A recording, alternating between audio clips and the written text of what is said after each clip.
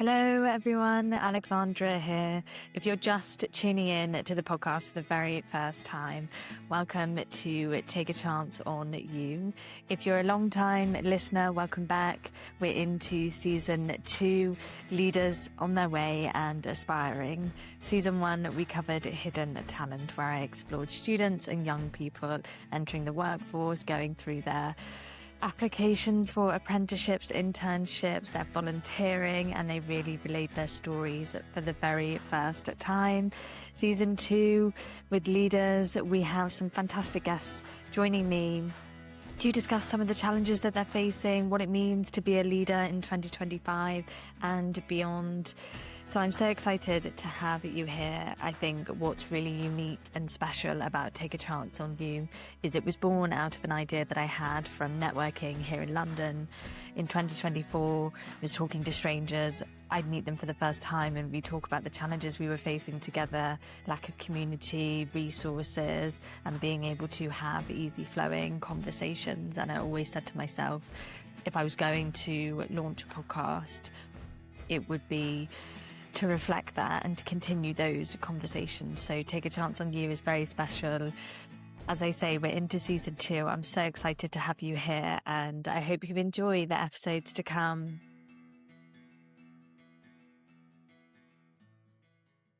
Feeling lost in the noise of social media? Inspo cuts through the clutter, connecting you directly with real insights from real experts and industry leaders. It's a new social network dedicated to knowledge sharing, industry insights, and thought leadership. Get the latest from top minds in your field, or build your own thought leadership portfolio on Inspo. Already trusted by thousands of professionals worldwide, be part of the conversation and download Inspo Experts today on the App Store or visit www.inspo.expert. Welcome back to the Take a Chance on You podcast, hosted by me, Alexandra Forsyth.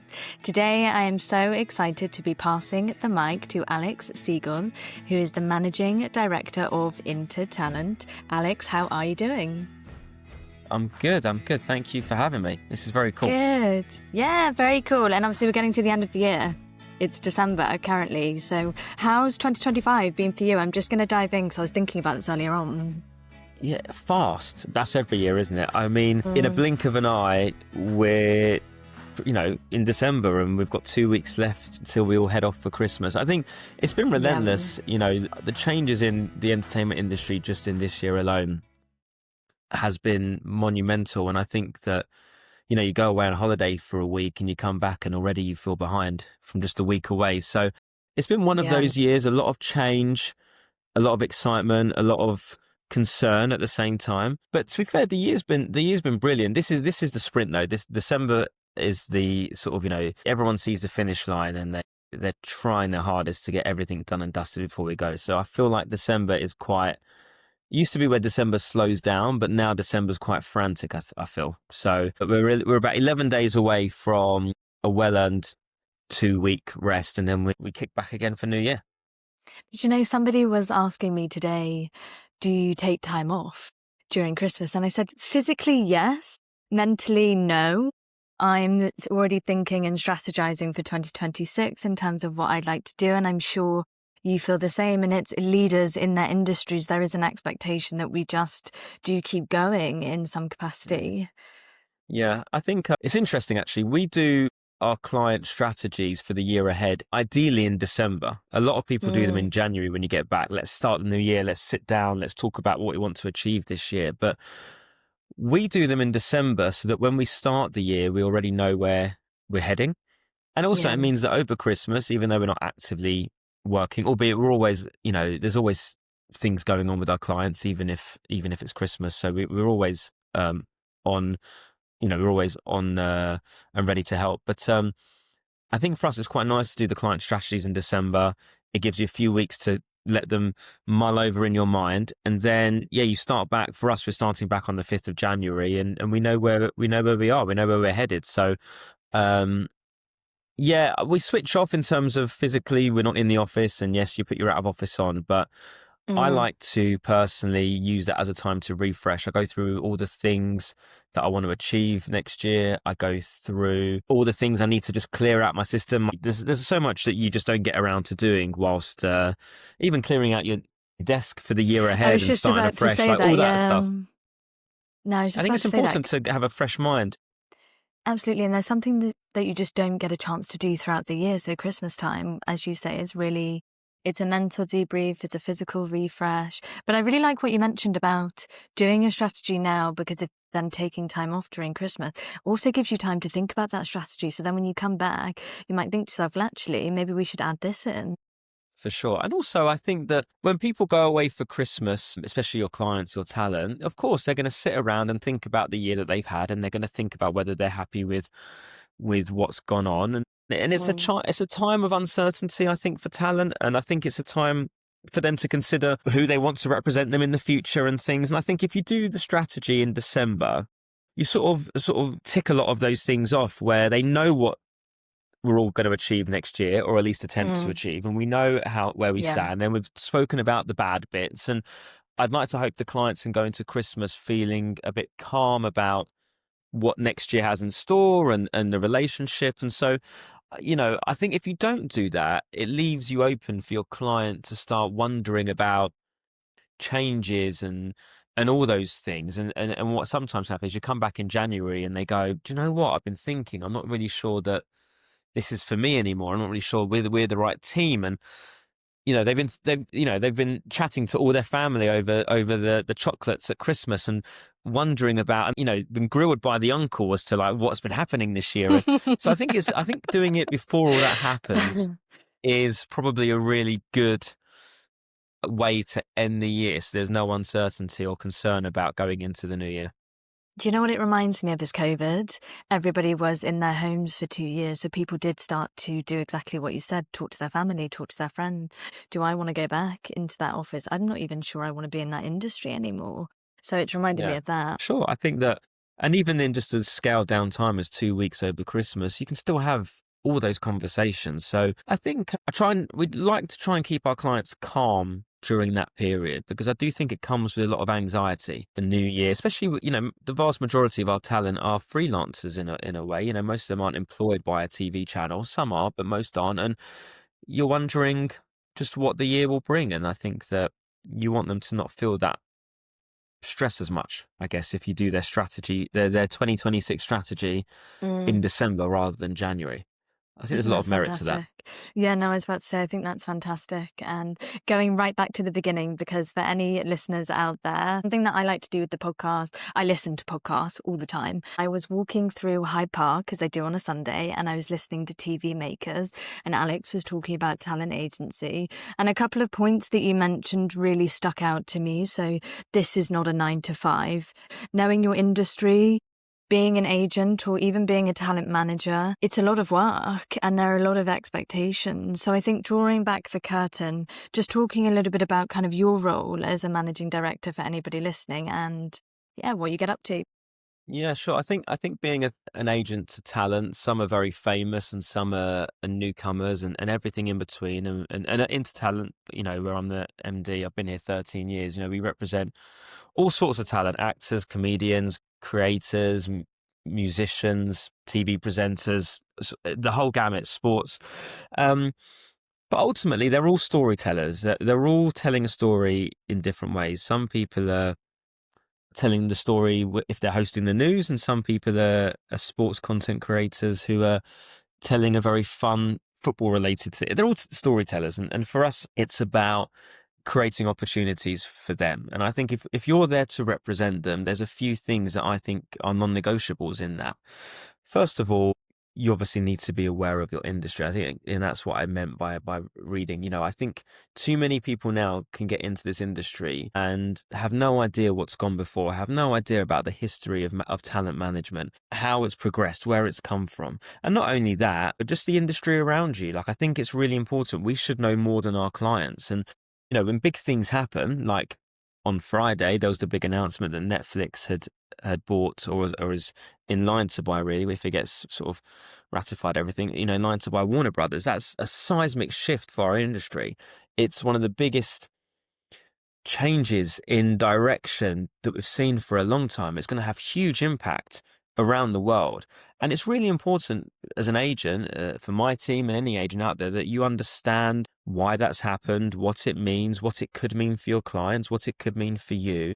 And I think too much of that, the simple stuff of just reading up about your industry, gets overlooked nowadays. I think people are too, not either lazy or they're too rushed, one of the two. But any person who works in a certain division, for me, I expect them to know every single thing that's going on in their division. I expect them to know what's happening. And I think that you can only make good choices for your client if you're aware of the whole landscape as a whole. So as an agent, you do a lot of things. Obviously, you're trying to create opportunities in their given field. You're trying to protect them from problems. You're trying to navigate personal things. You're their therapist. You're this, you're that. There's all of that goes into it. But ultimately, you're their advisors. And as their advisor, you need to be able to give good advice. Well, giving good advice means you have an incredible knowledge and understanding of the industry, of what's out there, who's doing it, why they're doing it, and where you can see access points. And I think too often people are too sloppy in that regard. And I think that actually that is one of the most important non-negotiables in the job, really. So yeah, and I think that goes for anyone in any job. I think, it doesn't cost anything to know your world incredibly well and better than the next person. Yeah. It's a very competitive industry, and you want to put your best foot forward to represent great people, and they need to be able to trust that you know what you're talking about. I think that's a really big word: trust, support, advocacy, empathy. As you said, you're not just their agent, sometimes you're their therapist, and that can vary obviously from person to person. We have to be chameleons. Every client Yeah. works differently. Some love phone calls, some hate phone calls, some love texts and WhatsApps, and some love all the different platforms we can sometimes use. And the people that work with them, whoever they are, TV channels, producers, brands, ad agencies, radio stations, whoever it is, they all have a certain way of working too. And it's not for you as an agent to say, this is how we're doing it. You've got to navigate the other side of the deal that work in a certain way. And then you've got to navigate your client who works in a certain way. And some of my clients like to have a very personal relationship with me. We're always talking about life and weekends and whatever it is that you want to talk about. And some clients have no interest in that. They just want to talk about work. And I think that there are some clients where I have a very informal conversation, like WhatsApp or wherever. And then there's some clients that are very formal all the time, and we do everything over the phone and follow up on an email. And there are some clients who I don't think have ever emailed me once in the years that I've represented them. And maybe some of them have never even called me.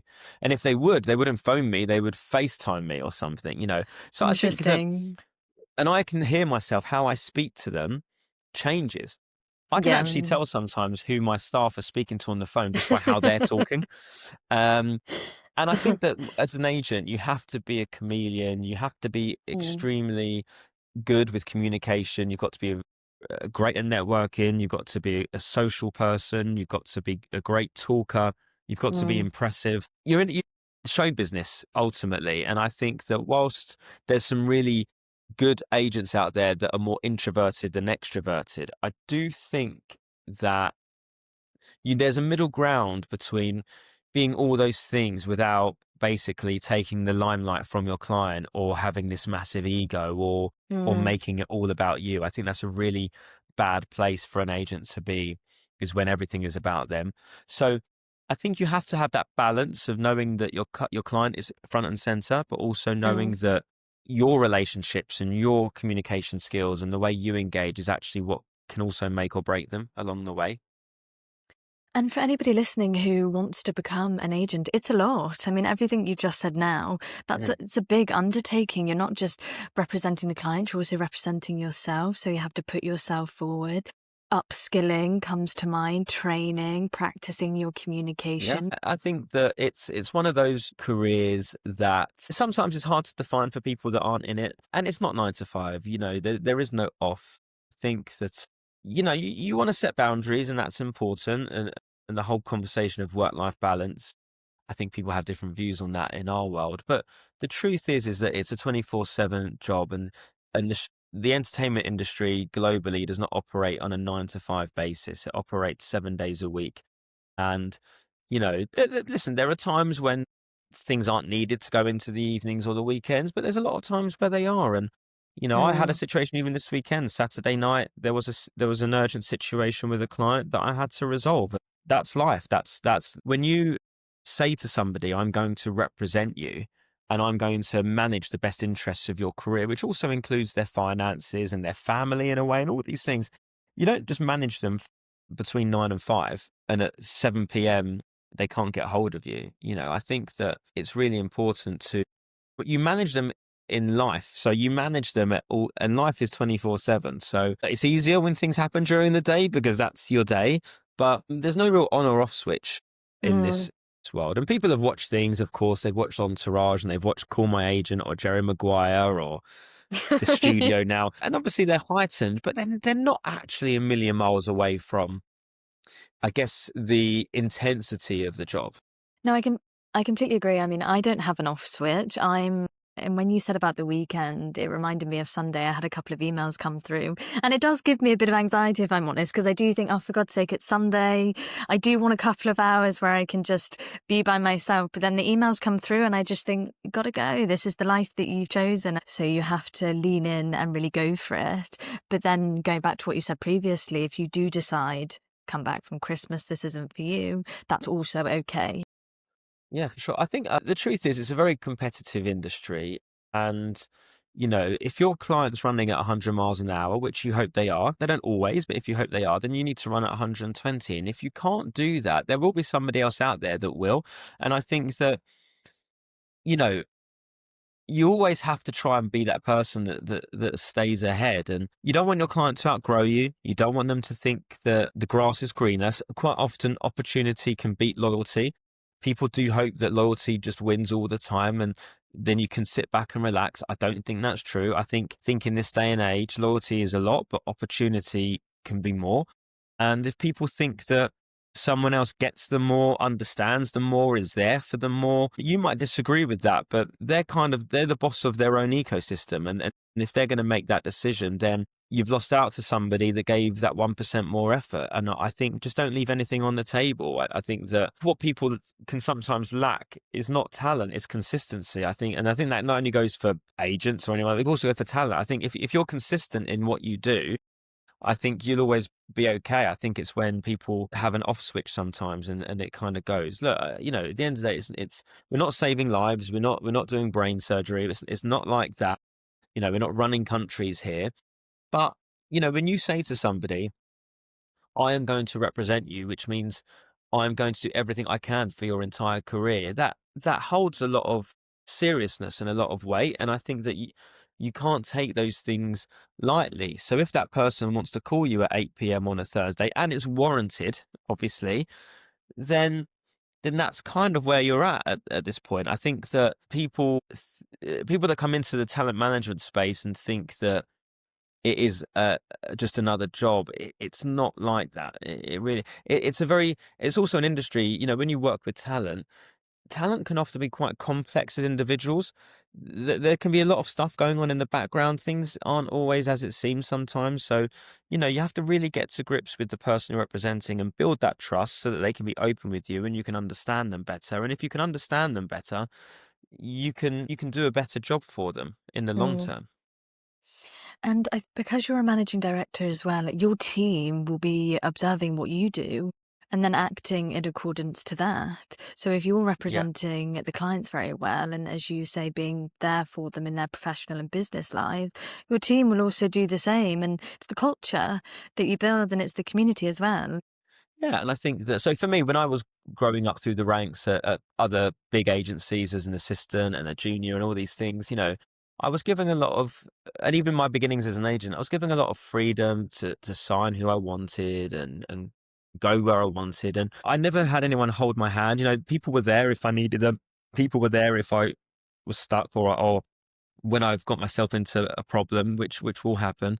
There will always be problems. The right people were there to help guide me out of it, but no one ever micromanaged me or held my hand. And so for me, I guess if that's my experience, that's kind of then how I run my team. I've got a team of about 50 people now, and I'm very light touch with them. We know what we want to achieve. Everyone has different markers they have to hit, and we do KPIs and things like that every 3 months so we can work towards something and see a through line between us. And my door is always open all day, every day for when there's a conversation to be had about something that they're doing and working on. I kind of let them run their own life and run how they rep that person and who they rep, and give them that freedom. And, we have parameters, of course, as a company. We have to have a through line in what is important for us as a company to present outwardly. But I'm also very happy for them to work in systems in the way that they want. Some people are very like this and some people are very like that. Obviously the central systems have to be used properly, but of how they organize themselves, how they work, I'm quite flexible in terms of just whatever gets the best out of them. Some people like that. Some people like just knowing that I'm there at all times and they can go with it. And other people find it difficult because they're used to situations where they're line managed to within an inch of their life. It's not quite my style though. So, I have to try and get them into a place that they can work well under this style.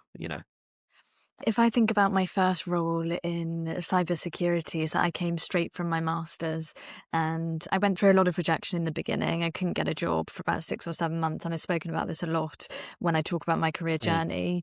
And a company took a chance on me, very small company. There are around 25 of us, really tight-knit team. But as you say, that meant I had a lot of freedom in terms of I had training, but they basically just said, you need to now go and speak to the clients, offer our services, because we were a managed service provider. And I remember I was taking care of this big retailer in the UK, and all of a sudden I'm having to go into briefings. I'm having to represent the company, and it was a lot. It was a lot to undertake, but I'll never forget that journey. I think it's bad to gatekeep on things like that. I think it's important that the team get to experience some great moments and get thrown in the deep end at times. I also, for me, we've got a really exciting young team. Everyone's getting younger, right? I've got a really exciting young team, and they have such great ideas, and I want to hear them. And that, I tell them, just tell me all your ideas. Where are we going wrong? Where can we do better? What's not working for you? And if we can implement it, we implement it straight away. I think one of the benefits for us being a privately owned company, that's self-sufficient, it means that we can pivot and do things same day. Like if someone has a great idea and they say, when can I start? I'm sort of a bit like, well, haven't we just started? This is it. Let's crack on. And we had that with our NFT business that I was have like this written amazing for down 18 to ask months. you. Yeah. It just was a thing that I'm so proud of, because we had no idea what it was. It was a few months before it kind of really burst onto the scene, and there was a member of our team who was already in that world, really ahead of any of us and anyone. And I remember he just said to me, I think we need to get into NFTs. And I was like, I don't know what you've just said. What I've never heard of this before. And he said, look, go down a rabbit hole for 24 hours and you can learn a lot in 24 hours if you put your mind to it.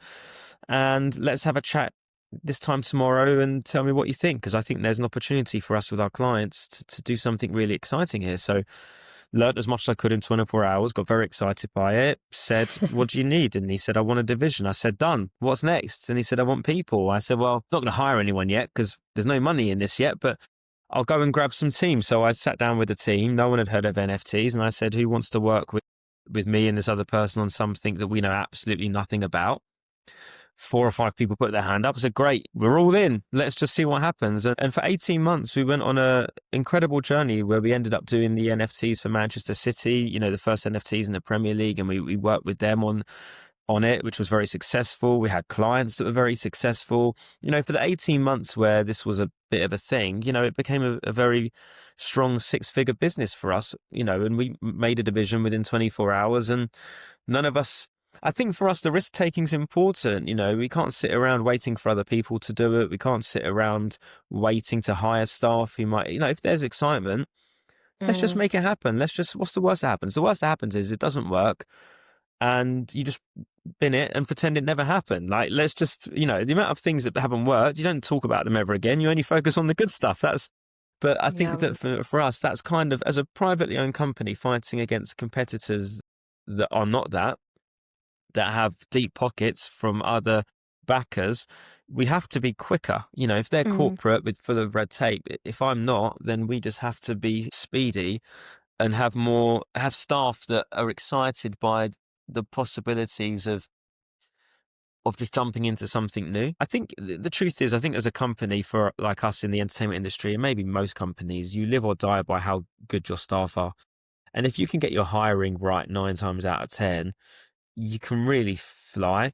Staff is obviously the most complex part of being an MD for anyone, in good and bad. Every day there's another challenge. Every day things are changing and people are coming and going. And if you can just get ambitious, hardworking, nice people, it changes the whole trajectory of your company, I think. One bad egg can change it all. I think for me as an MD, hiring staff that can look at that and go, I have no idea what that is, but that's cool. I'm in on it. Like, why not? As opposed to going, oh, I don't know what that's about. That's not what I do. I'm out. Like, that's not the kind of person you want. But that's what most people are like. Most people are like, oh, this is what I do. And that thing, that's not me. I don't know anything about it. Sorry, see you later. And actually, you could go, yeah, why not? Mm. What's There's the so worst many that happens? words. Yeah, and there's so many words that come to mind. Optimism, number one, just remaining open to life in general instead of, and being Mm. nice and kindness. It seems so trivial, but Well, I'll such tell an you, impact. on my laptop, I have this thing at the top of my laptop. It's where, where your clock is and Yeah. and your calendar is. And I've got this sort of add-on that allows you to have some text up there. And I have two things just written in bold, always on the top of my laptop. One says optimism and one says start now. Wow. So optimism, number Optimism and one. start now. Yeah. I think, and they're things that I'll tell you what it was. I go to LA once a year. Obviously, we work a lot in America and we go and see all Mm, our partners there. And I always try, I love LA and I love how a lot of the American agents and managers work. And I try and take away as much as I can. And they were the two things from my last trip that really stood out. There's a lot of, you got to take it with a pinch of salt in LA sometimes, but the optimism is unrivaled. It's just this belief of like victory, and I'm just like, we just don't have that as much here in London. And I think it's such a powerful, free, easy thing to have, is to go, you know what, this will work. Let's try this. Let's say yes. Let's do it. Let's not be negative. Let's be glass half full. We are going to mm, solve it. All those things, and so I have it up there as a reminder all day, every day, to just be optimistic about everything that we're doing. And the yeah. start now is just about not putting things off. It's so easy for us to always put things off, going, I'll do that tomorrow, I'll do that in 6 hours. Of course, it never turns out that way. It's more like next week or next month, and things get pushed and these great ideas never happen. And it just is always there again for me to go, if you really want to be a success, if you really want to be better than others, what's stopping you from doing it right now? And I think that I know we've mentioned previously about my Substack and all that I'm doing there. That Yeah, we'll comes come on from to that that. feeling of just start now. And anything that we do is that feeling of like, why are we waiting for tomorrow? Like It we might not know come. Yeah. it might not come. We know that's a bad idea. Um, we're all very good at it. We're all very good at pushing things into, there's that new term now that's a future me problem. That's a great term that people use now. That's a future me problem. Well, Mm, I think start now was something when I was in LA last year that really kept coming back to me. They do not wait. They do not sleep on it. And so, yeah, I have start now and optimism as in very big letters on my laptop all day. I've been at this company, I've been at InterTalent for 13 years. We're one of the biggest talent agencies in the UK. We've got lots going on. It's all very successful. But when I took over, when I was offered the MD role in 2020 during COVID, we had a team of 20. And we only did three things. We had our acting agency, our acting division, our scripted side. We had our unscripted side, so all of our TV presenters and reality stars and anyone that worked in TV, radio, books, podcasts, all of those great things, brands. And then we have our music company. mm, Three things, 20 people. And I felt that we were I don't know, we weren't forward thinking enough. I thought we needed to be expanding into creators, into comedy, into gaming, into sport, into business, all these things that, I think are important. And so, 5 years on, without any outside investment, without any other help, we're now at a team of 51 and we have 10 things going on, including a burgeoning production company and business ventures company. And none of that came from acquiring other companies. None of that came from an investment of any sort. That came from us going, if we wait to have the funds to do something, it won't ever happen. Whoever goes, oh, I've got the funds now, doesn't happen. There's always something else to spend it on, or you're conservative and don't want to part with the money in case of a rainy day. What we felt is that if we want to get into certain worlds, hire in those worlds, even if we can't afford it on day one. And if you've hired well, going back to hiring staff well, if you've hired well, it will work out. Mm. And the only reason we've gone from 20 to 50 as a privately owned company in 5 years and 3 divisions to 10 divisions is just by doing it. It's just by doing it and getting up and going for it and taking that risk. And we haven't got it right every single time, but we have got it right 9 times out of 10. And if you can do that, you won't look back. People get, pardon me, I think people get too stuck in the risk of going for something and saying yes. Mm. And I remember actually very early on in my tenure, I lost a key member of staff. I was very disappointed they left, and I was sort of searching for a replacement. And I got down to a final two, and one person had certain attributes, and another person had other attributes. Combined, they'd be that person, but I couldn't quite on day one go, I've got the right person. I like A and I like B. And I just remember my chairman, Jonathan, who's always been this kind of forward thinking risk taker. He just said to me, just hire both. And I was like, but we can't afford both. He was like, if they're as good as you say they are, we can. And because they'll Yeah. come good. And they both did. And that was kind of the first moment for me of loving that kind of vibe to go, do I want my competitors to have them? No. Do I like them both? Yes. Did I plot for two? No. But if I've clocked it right, if I've spotted talent well, they're going to be superstars, and it turned Yeah. out to be the case. So I think you got to back yourself sometimes. I think sometimes people are too risk averse, I would say. Yeah, and I think it's scarcity mindset, and there's a little bit of fear there. Will it work out? It reminds me of kind of AI. AI will take our jobs, but actually, I've always seen it, and you did mention this on the podcast as well, an enabler.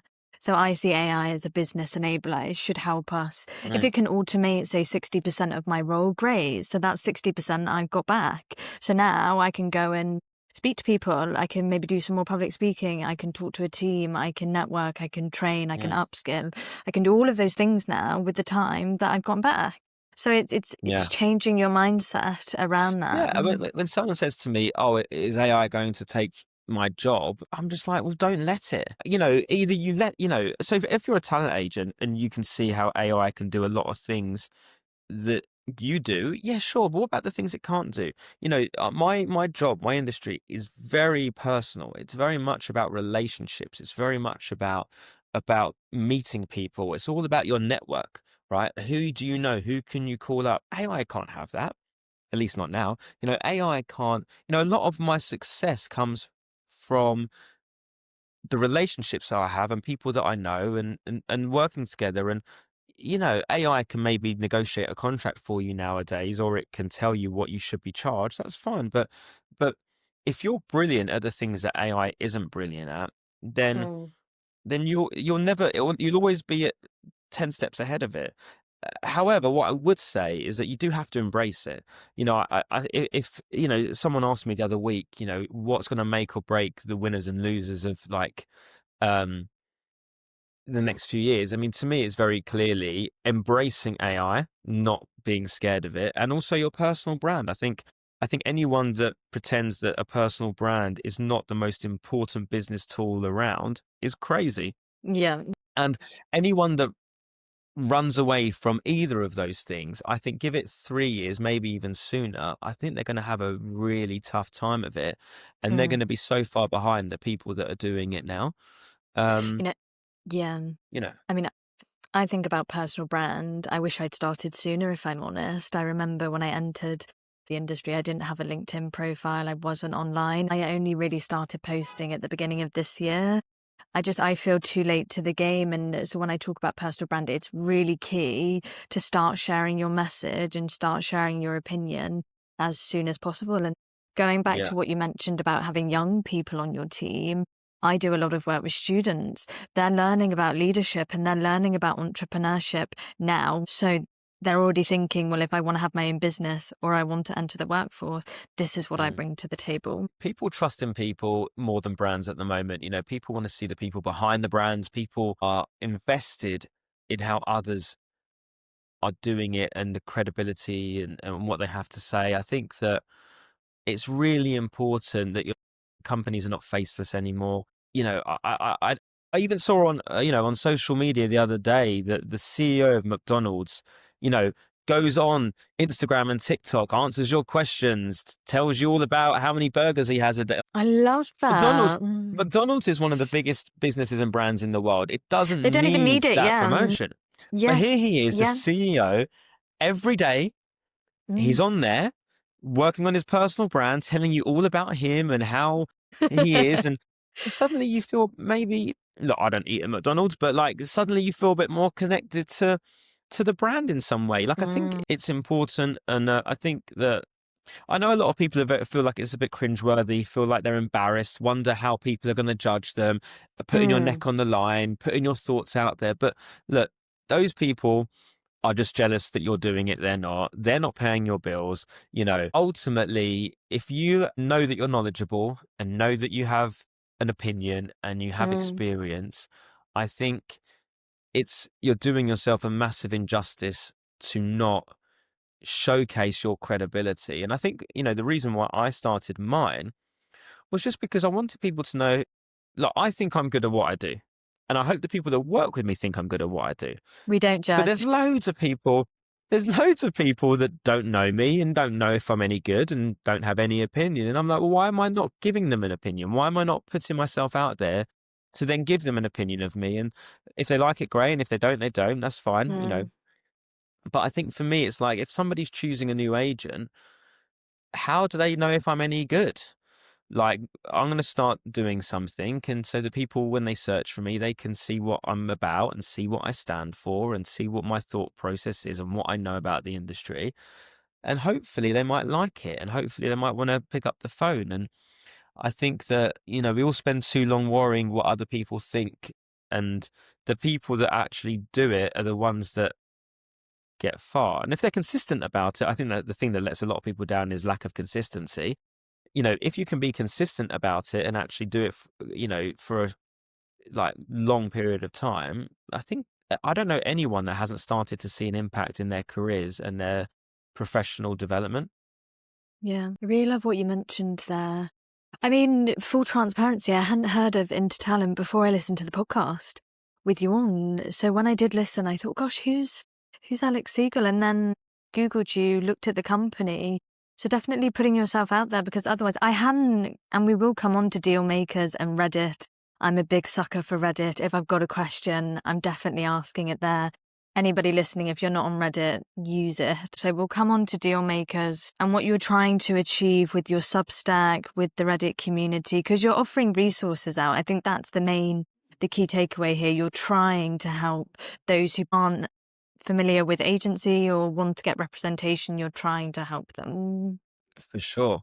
Yeah, I think, well, look, I started it for a few reasons. So it's called Dealmakers, with Alex Segal, and it's on Substack. And, I started it 2.5 years ago, and we're at a point now where we get about 15,000 views a month. And on Substack's TV and film global newsletter chart, I've got up to about 12, and so thankfully it's really taken off. I think because as an assistant in talent agencies, there was no guidebook, there's no university degree.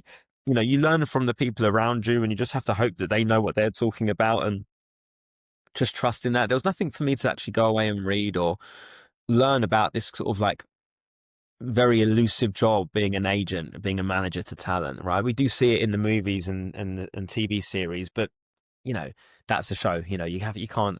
That's not exactly real life. I think that I started it for a few reasons. I wanted to kind of pay it forward, and I know there's lots of young assistants out there, young agents out there that would love a guidebook of sorts to learn about all different facets of talent management. So I partly do it for that. I partly do it because I like writing. I wanted to write, but as an agent, the most I was writing was emails, and that's not quite creative writing. It's definitely creative, but it's not really that. And I also just, again, wanted to sort of put myself out there to go, look, I've been in this industry for 17 years.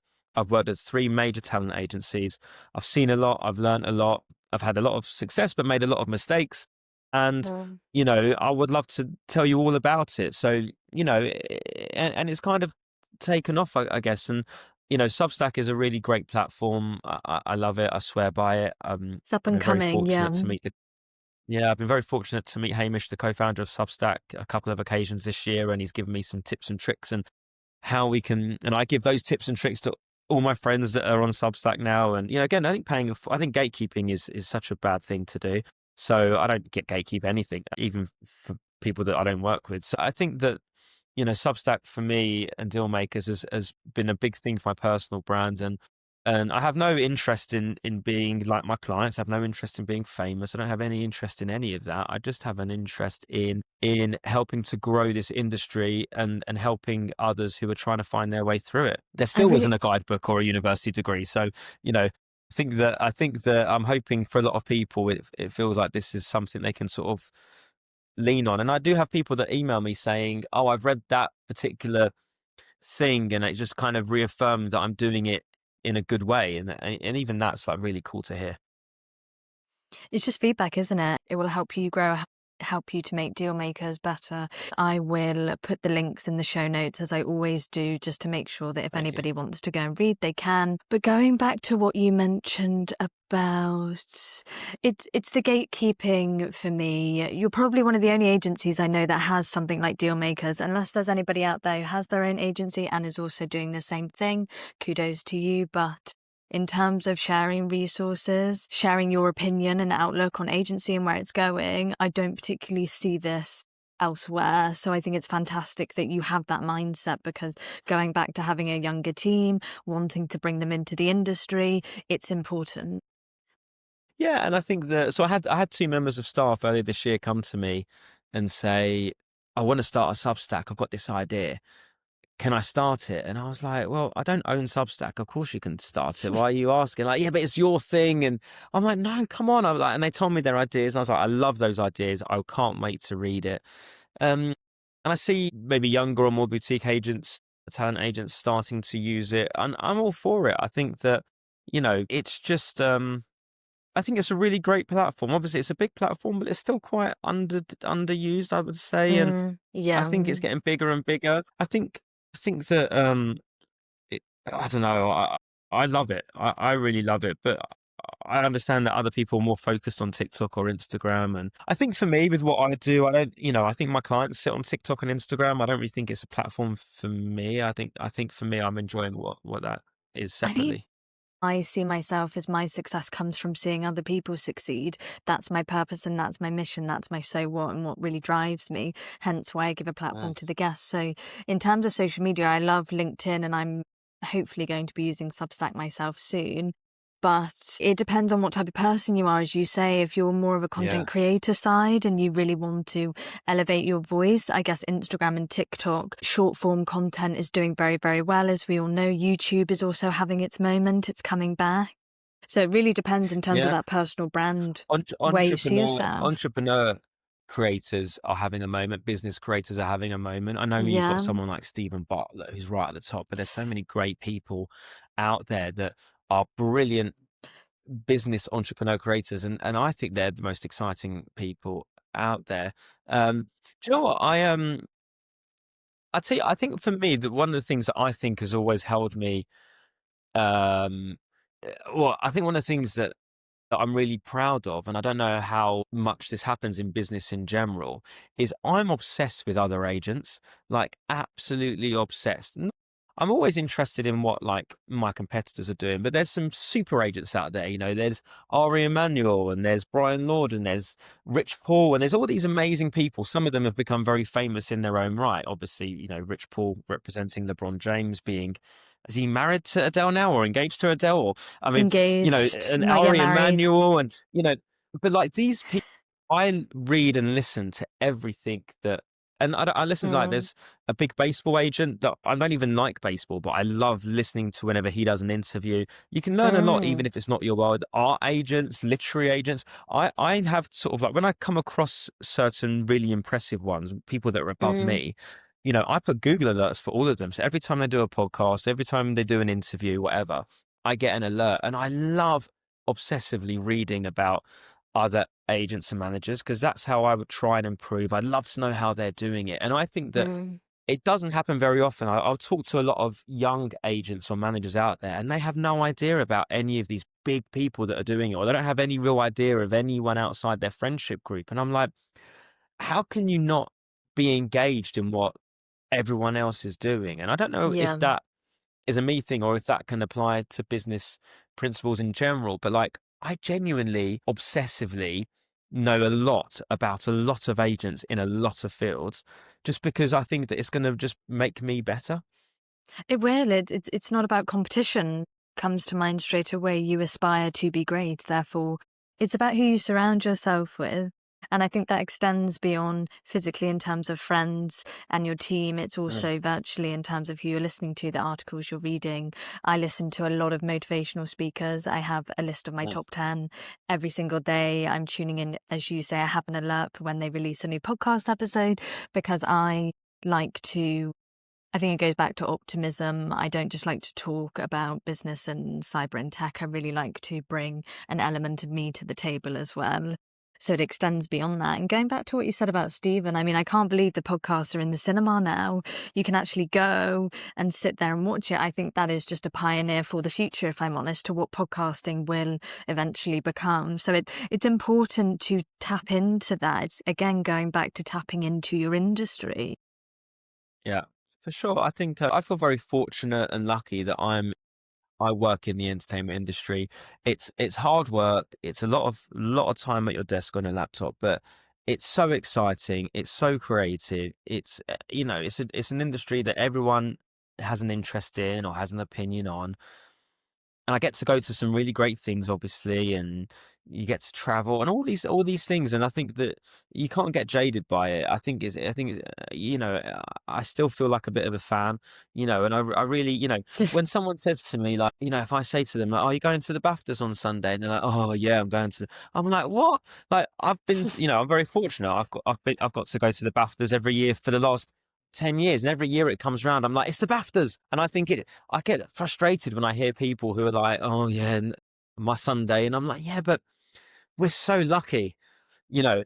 I think, and I try and again, like you went back about how the leadership. I've got a lot of people that will look at how I react to things and my opinions on things, and I think it's really important that if I'm excited, and hopefully they'll be excited. Yeah. You have to really remember they're always watching, even if you don't think they are. Your staff are always watching you and how you react and what your Always. body language is. And always just people around you in general. So like you said, with the personal brand, the more you share your opinion, the more people are tuning in without you realizing. So it's also to be a little bit mindful. But like I Yeah. said, And also, just get I in. say to them, very quickly, I say to my team, if ever you read one of my Substacks and I've embarrassed you, tell me and I'll stop. Like if I've ever said something and you're like, "Oh my God, he's doing this," like I'm done. Or if I ever say something and you think I've given too much of our secret sauce away, then tell me and Mm, I'll edit it out straight away. I think it's really important to me what my team think. I might be the MD, I might be the boss, but it's really important to me what everyone thinks. We sit in an open plan office. No one has their own office. Everyone's open plan. Assistants are next to seniors and next to whoever. Everyone is encouraged to bring ideas, to have opinions. And yeah, for me, even if an assistant came to me and said, "God, I wasn't sure about you wrote about that," I would really care about that. I think that for me, it's important that for me as a leader, I think I'm more lead by doing as opposed to anything else. And I hope that's the case. So yeah. yeah, I've always got to be careful though, just to make sure that I don't write anything that's too confidential. I think you're doing a fantastic job because you're very open and you're very warm. And as you said, being a managing director, being in a leadership position, it's a constant push and pull on how much you actually open up and how much you let Yeah. people in, because at the end of the day, you are responsible for the team and there's that accountability piece as well. It's striking that balance. For sure. Yeah, it's hard balance. I think that it's one that you're always working out whether you've got it right or wrong. I think Mm, some days you can think you're too one way, and other days you can think you're the other way. I don't know. I have I'm part of a young MDs club, so there's a group of about 8 of us who are. We say young. I'm 40 next year, so I'm not totally sure if young is the right term for it. But we were young MDs when we started it anyway. And there's 8 of us, and we come together once a month for breakfast, and we all have the same stories, we're all going through the same things. It's not, and I don't think any of us have ever felt like we've got it together. We're always feeling like we're just clasping on, and we use each other for advice all the time. It's a really bonded group, and people help me all the time. I'm always putting into our group chat like, oh my God, this has happened. Like, what do I do? And vice versa. And we're always supporting each other. And it's nice to have a group of people. It's nice to have mentors. It's nice to have people that, but it's also nice to have a group of people that are outside of your company that are doing the same thing you're doing and sharing the kind of ups and downs of where you're at. Can It's be a quite fun. struggle, but I guess that can be a struggle for a new agent coming in. What do you think you'd recommend in terms of finding that tribe or finding that community? Yeah. I think you got to get out there. I think we've settled into this post-COVID world of work from homes and Zooms, and not to go into the pros and cons of those worlds, but the truth is networking and building your relationships happens in person. It doesn't happen on Zoom. It doesn't happen on an email. Yes, you can know somebody, I guess, from afar in that way, but you don't know them. And I think that we have a phrase in our company, which is always go, right? If there's something going on, even if you've got no mate to go with, even if you have no place being there, always go.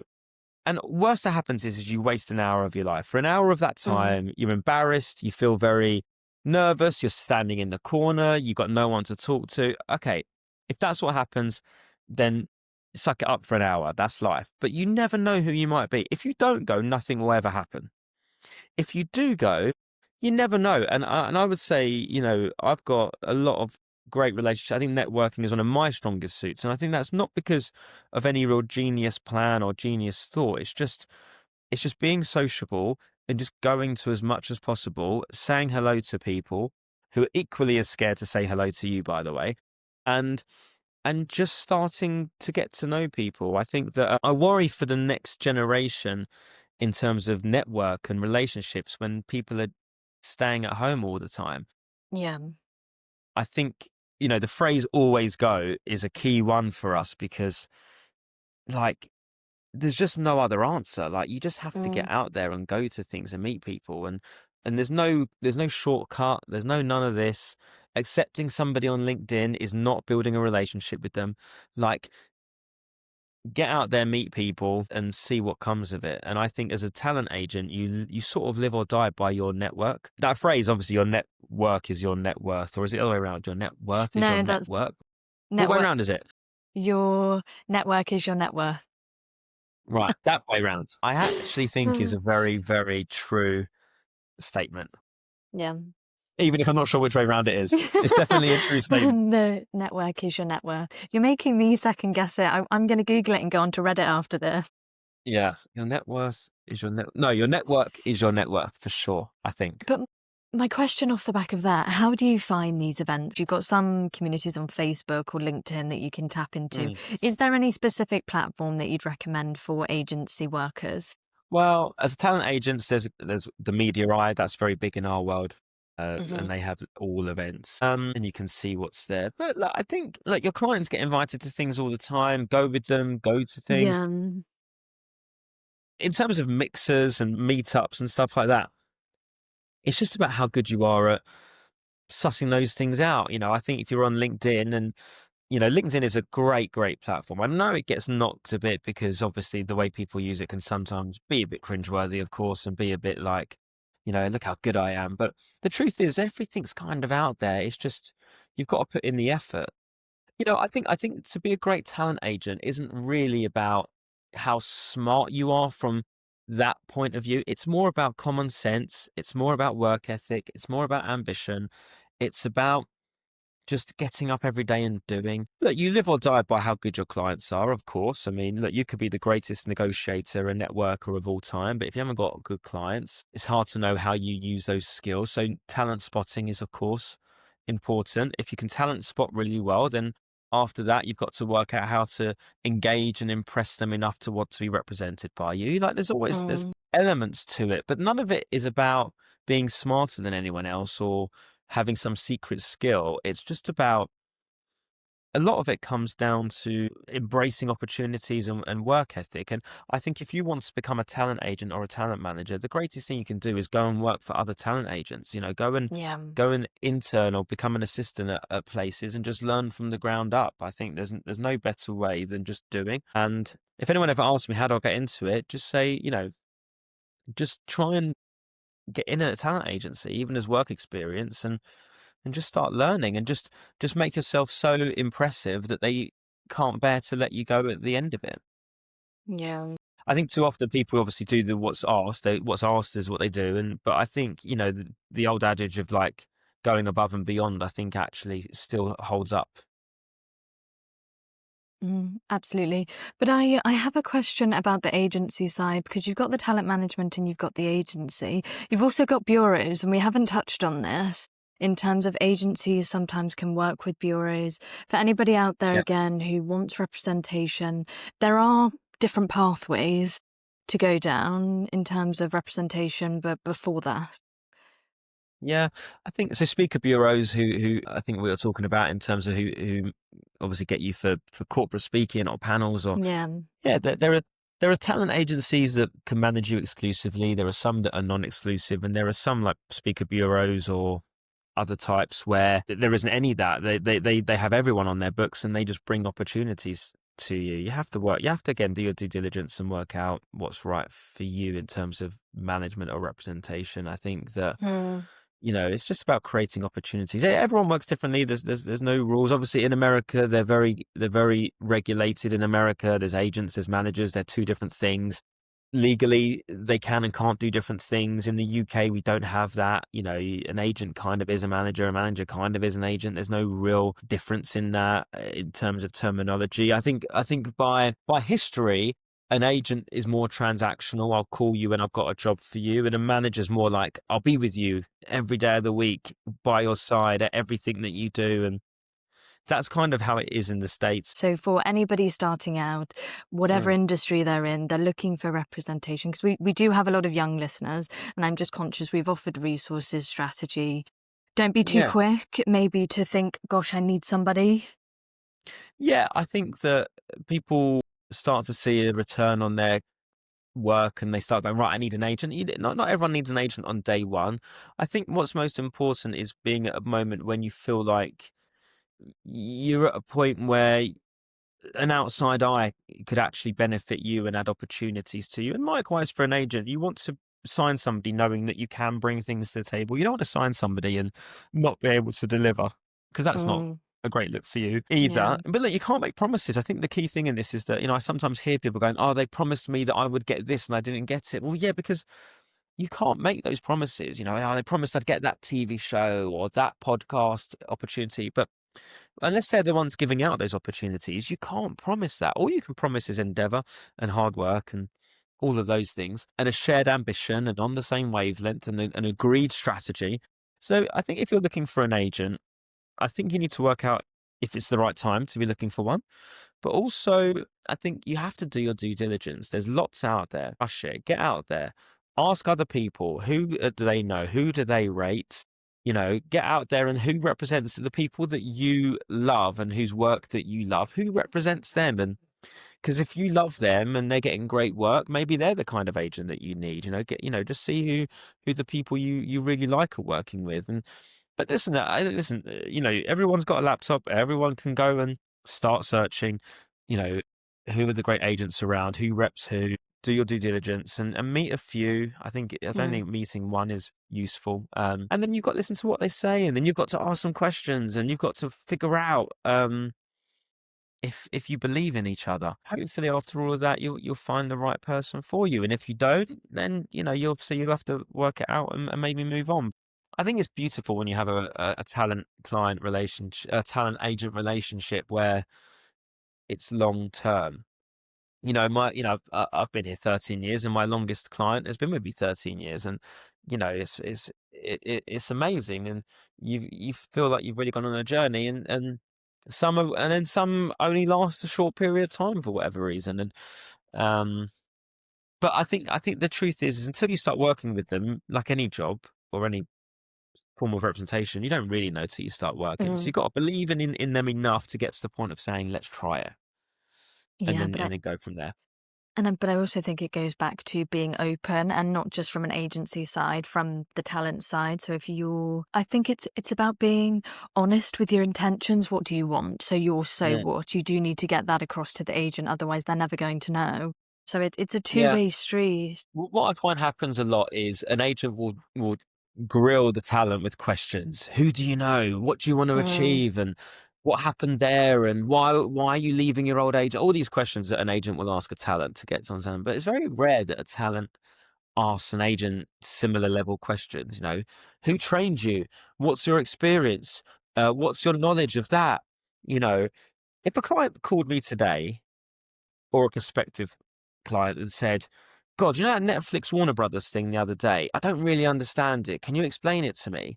We have to be able, I'm going back to doing your research, we've got to be able to go, yes. If you say, oh God, no, oh, let me Google, let me chat GPT, like, you've lost it. You've lost the money in the bank that you have with that person. Like, it's just, you're always having to stay ahead of the game. And I think talent don't often grill agents enough to work out if they're the right one for them. And And it's a two-way conversation. I think going back to regulating the industry, I did actually Google this because I was interested. And I can't remember whether there was a few articles recently in the last couple of months also saying the same thing in terms of agency and managers. Maybe certification is the right way to go, or some kind of training, and you receive a qualification to say, yes, now you're ready to represent. Because as you said right at the beginning, it's a huge undertaking. It's personal and professional that you're dealing with. So you have to be ready. Yeah, for sure. I think you do. Being, that's so important. I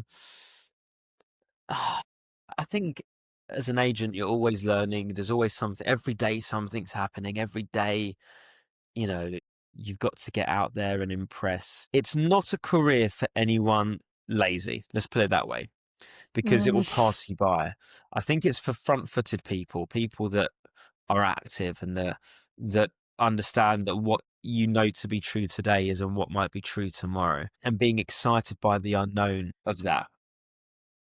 I think, and it's passion as well. It's passion for the industry.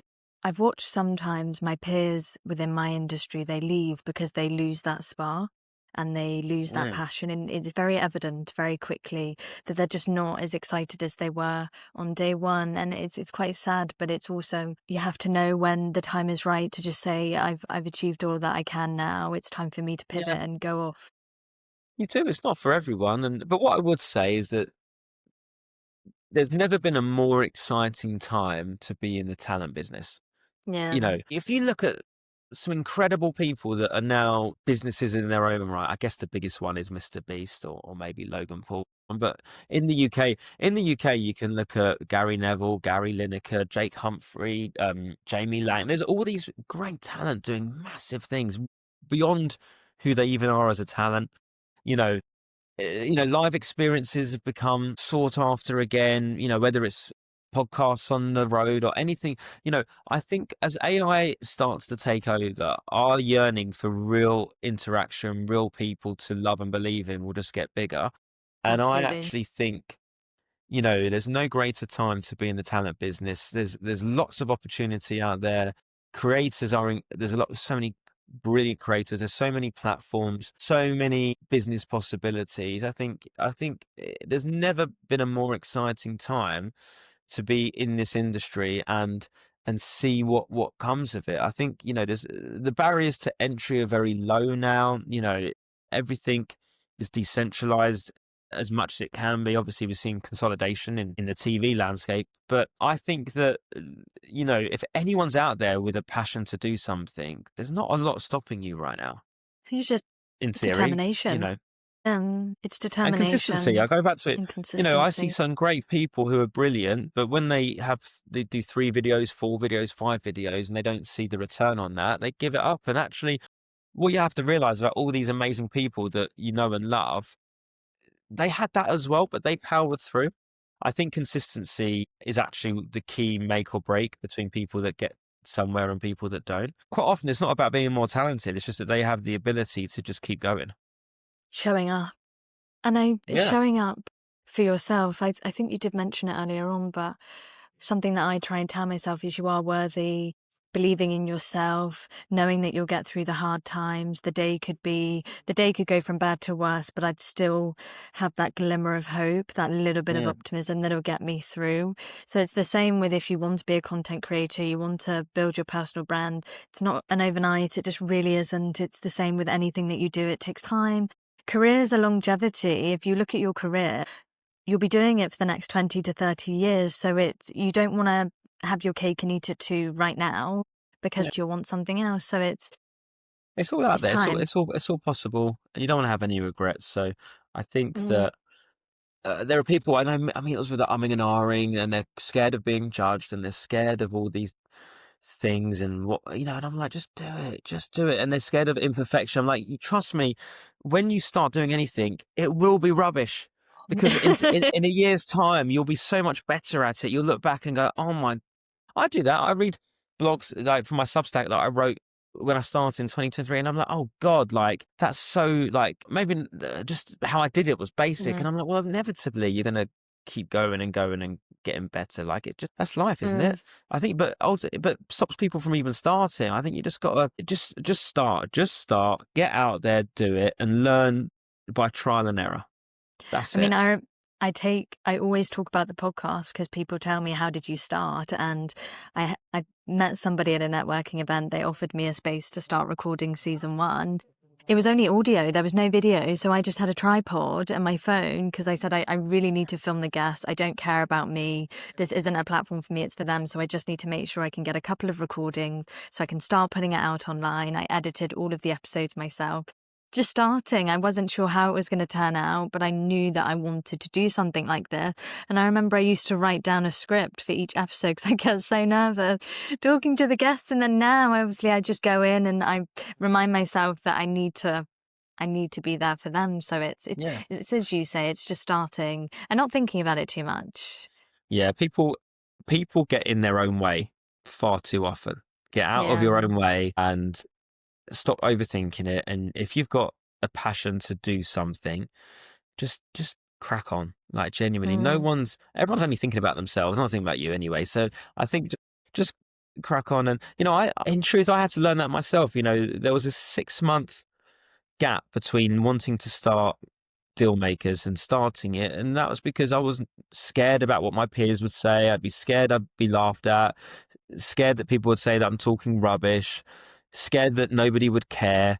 Like it took me 6 months before I finally plucked up the courage to do one, because I was just getting in my own way and overthinking it. And now I regret that I actually am, in a way, I'm a 6 months behind where I should be, I guess. I think, and like you said about your personal brand, you've only just started now and you feel you're behind. Yeah, I think we've got to just definitely. stop that. Because also at the end of the day, as that old saying goes, other people aren't paying your bills. So, you've got to get out there and put your put your best foot forward, really. Absolutely. There was something I was going to say off the back of that, but it's gone out of my brain. But no, definitely Sorry, we go on starting now. tangents. It's just a fantastic what you're doing. I think, like I said, those resources, that strategy, anybody listening who wants to get into the agency space or possibly looking for representation, we've given a real big overview Alex has today on the podcast. I think we've still got a little bit of time, so I am going to ask it. I always try with Go the on, guests ask that question now. I always try with the guests to I want them to come on the podcast and offer out something to the listeners that maybe they don't know about you. You are very well known in the agency space. Is there anything the listeners should know about you that maybe they don't? Any hobbies, anything of interest? Taking No, off your manager director's hat for a second. well, what do I love? I'm an obsessive Bruce Springsteen fan. Okay. Obsessive Bruce Springsteen fan. I have seen him 6 or 7 times in the last 2 years, and if I had the chance to see him 100 times, I would take it. I listen to Bruce almost all day, every day. My Interesting. Spotify Wrapped is very obvious when it comes. So I'm a big. If I had to go on Mastermind and have a specialist subject, I'd be hard pushed between Bruce Springsteen, Spurs, a big Spurs fan for God, that's another podcast for another day. Bruce Springsteen, Spurs, and Back to the Future. I am the font And of all knowledge when it comes to Back to the Future. 1, I was 2, just and about to 3. But I was just about to say Back to the Future was recently on BBC News a couple of days ago talking about an anniversary or talking about a 40th show. anniversary. I have a signed poster, personally signed poster from a lot of the cast and creators of that. I do love collecting. I keep everything. So everything I've ever been to in the last 17 years through work, I have. So I was very fortunate that I got to go to the world premiere of Harry Potter. Like, I have my tickets to all of those. I have about 5 boxes worth of. Every time I go to anything, every time I go to the BAFTAs, mentioning the BAFTAs earlier, I keep the program. I'm the only person on the dance floor in the after party who still has the program on me. I keep everything. I collect everything. I have, if ever I have a client who does a show, I always get a signed poster. I like keeping those. My Back to the Future signed poster is my pride and joy. And so I like memorabilia. I say those things. I think, some people know this, but I broke my hip 3 years ago and I had to have 4 screws put in it, and I had an accident. I fell over and I had 6 months of real difficulties. I had a number of months not being able to walk. I had a number of weeks having to learn to really walk properly again. And I think in truth, what I guess I learned is about resilience. I learned about how strong we actually all are, even if we don't think we are. When your back's against the wall and you have no choice but to come out fighting, it's funny that naturally you do come out fighting. And I think you learn a lot about yourself, and you learn a lot about the people around you, and you learn a lot about what you shouldn't overthink. I think one of the things I really learned is, like, I take what I do very seriously. I'm very passionate about it. I do still get stressed about it, but you shouldn't deep things that aren't that deep, right? And the entertainment industry is very important, and it's a very huge part of the economy of the world and stuff. But the truth is it's entertainment, and I think you always have to keep a bit grounded and not ride the highs too high and not ride the lows too low. That's not where you want to be as a person, because in our industry it is a roller coaster. It's very up and down all day. There's that phrase that I love, which is in our world, which is there's joy on line 1 and pain on line 2. And I think that is how our day is as an agent.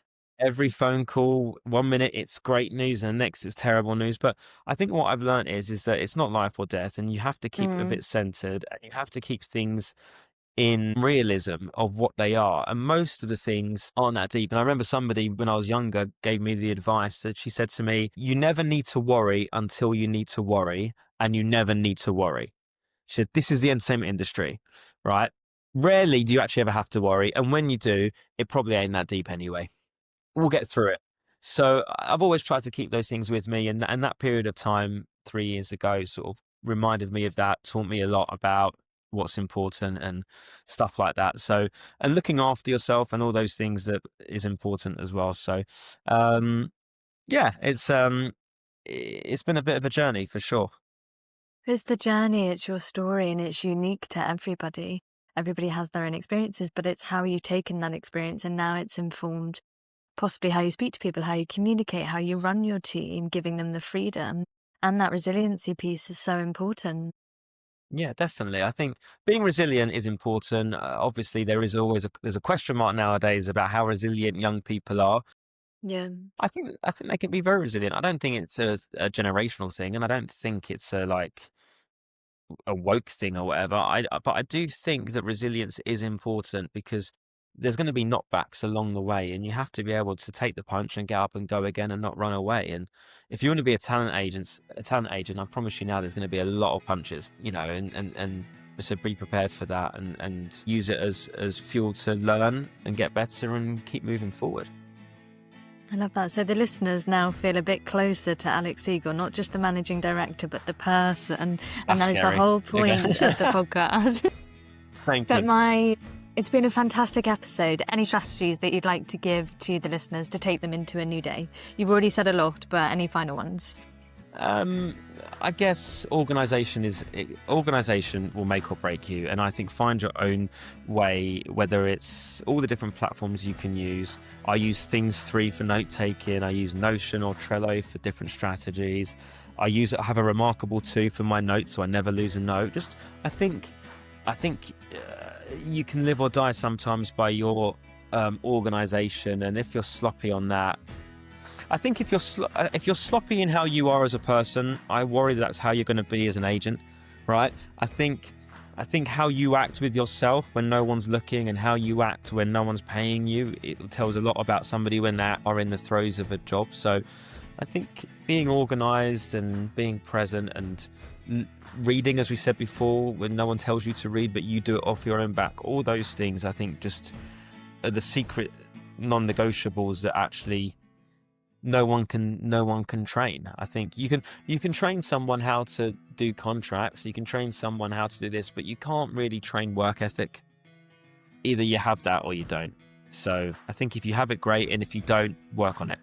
For sure. Yeah, no, absolutely. If you have it, great, and if you don't, work on it. If you don't want to have the work ethic, then pivot into an industry which suits you better, I would say, and realign your skills / goals / your vision, etc. Because there's a role out there for everyone. There's a career out there for everyone. It's just pick and choosing what suits you best. Definitely. Thank you so much for having me. It's been a lot of fun. Okay. It has been amazing, but that's Alex Segal, the Managing Director of InterTalent, and I will see you all very, very soon. Bye.